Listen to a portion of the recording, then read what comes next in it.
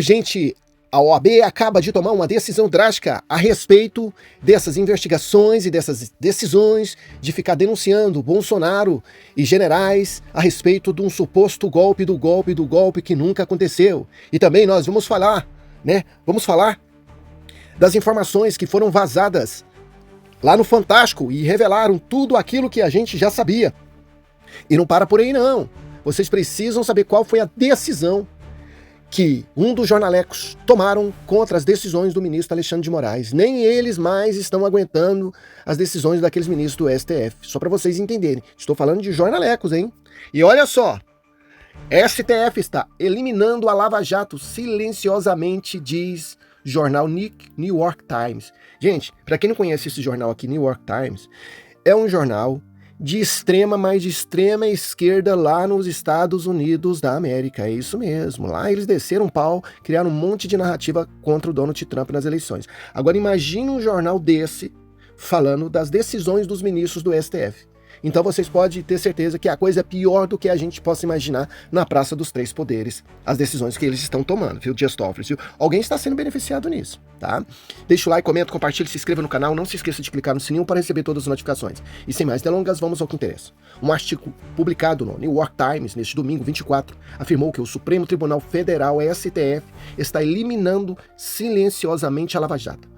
Conforme o jornal, o STF tem anulado provas cruciais ao suspender condenações, além de adiar bilhões em multas, em uma série histórica de casos de suborno.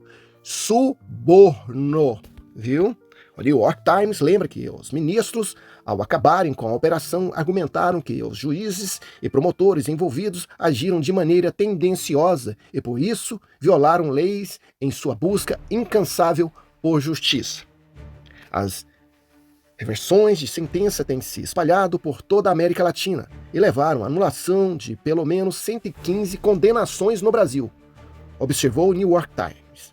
Casos no Panamá, Equador, Peru e Argentina, que incluem condenações de vários ex-presidentes, também foram revistos em reflexo da postura do STF. De acordo com o jornal O Brasil é o Mundo, testemunha uma conclusão sombria para uma investigação que, antes vista como uma mudança radical na América Latina, prometia erradicar a corrupção sistêmica que corrói as fundações dos governos. Gente, só para vocês terem uma ideia, no Peru, em vários outros países, essas pessoas que cometeram os mesmos crimes, Odebrecht, e aí vai, pessoas foram, né, ex-presidentes da República, principalmente lá no Peru, ex-presidente da República foi condenado a mais de 20 anos na cadeia por causa dessas operações que também se expandiram lá no Peru e vários outros países. A Lava Jato lá funcionou, agora no Brasil não. No Brasil que nós estamos vendo o ministro Alexandre de Moraes com esses processos, inquéritos cheios de vícios processuais e não tem problema nenhum. Não tem problema nenhum, tá julgando e condenando as pessoas a mais de 17 anos de cadeia, perseguindo o presidente Bolsonaro implacavelmente, sem ele ter feito nada, tá? E não tem problema nenhum esses vícios processuais. Agora da Lava Jato, o Dias Toffoli aqui, ó, tá engavetando bilhões. Até o New York Times já está sabendo disso.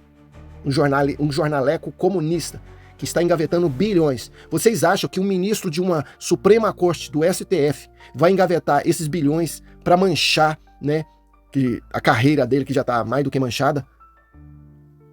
Em troca de nada? Essas são perguntas que não querem se calar. Lembrando que a ex-esposa dele tem uma rede de advocacia e cobra 5% da Odebrecht. O processo da Odebrecht foi engavetado. Tá? Multas que a Odebrecht iria pagar acima de 10 bilhões, foi engavetados. Por que motivo um juiz desse ia engavetar todos os processos de bagatela de bilhões e milhões? Essas são perguntas que não querem se calar. Olha só, OAB sobre suposto golpe, justiça não se faz com condenações sumárias. Ordem defendeu o amplo direito de defesa, as prerrogativas dos advogados e informou acompanhar tudo com preocupação. Eu não sei se vocês viram, né, ontem lá no Fantástico, aonde, né, um áudio que os militares, né, de média patente, general, estavam tramando um suposto golpe. E nesse áudio eles deixou bem claro, olha, nós temos um documento aqui para que o presidente Bolsonaro possa assinar e dar aval para a gente cometer o tal do suposto golpe. E Bolsonaro, né, através do áudio, eles dizendo que Bolsonaro não iria assinar nenhum tipo de golpe. Nenhum tipo de golpe. Eles falaram, mas o problema é o Bolsonaro, que ele não quer dar o aval, ele não quer assinar nenhum tipo de golpe. Tá? O que ele falou, ele continua falando, que ele não vai passar as 4 linhas da Constituição brasileira. Ele não quer golpe. Se for para resolver, vai resolver tudo no Estado democrático de direito. Então quer dizer que ontem mesmo o Fantástico fez o favor, graças a Deus, de revelar a pura verdade. Agora esses jornalecos tinham que criar vergonha na cara e parar de criar essas narrativas contra o presidente Bolsonaro, né? E veja, em seguida, a grandiosa notícia do Pacheco, viu? O Pacheco tomou uma grandiosa decisão como nunca antes, até que enfim, né? Até que enfim. Gente, a coisa tá tão feia, mas tá tão feia, que nem os jornalecos aguentam mais as decisões do ministro Alexandre de Moraes. Ele é a vítima, ele é o julgador e ele é o condenador. Vem comigo para vocês entenderem qual foi as críticas duras que o Estadão fez contra o ministro Alexandre de Moraes. Olha só, Alexandre de Moraes é o juiz que marca e cobra o pênalti, diz o Estadão. Foi isso que vocês acabaram de ouvir. É o juiz que marca o pênalti, né? E cobra o pênalti. E tenta fazer o gol. Meu Deus, olha só. O ministro do Supremo Tribunal Federal, STF, Alexandre de Moraes, deveria declarar-se impedido de relatar o inquérito que apura a elaboração de um suposto plano golpista depois das eleições de 2022. É o que afirma o jornal Estadão de São Paulo, em editorial desta segunda-feira 25. Para a publicação, o magistrado poderia ir além e tornar-se apenas o primeiro de outros movimentos igualmente benéficos para um bom funcionamento do STF e a legitimidade de suas decisões, como declarar-se impedido também de julgar o caso quando este chegar ao plenário da Corte. No inquérito, a Polícia Federal indiciou o ex-presidente Jair Bolsonaro PL, o general da reserva Braga Neto, ex-ministro da Defesa e candidato a vice-presidente e outras 35 pessoas.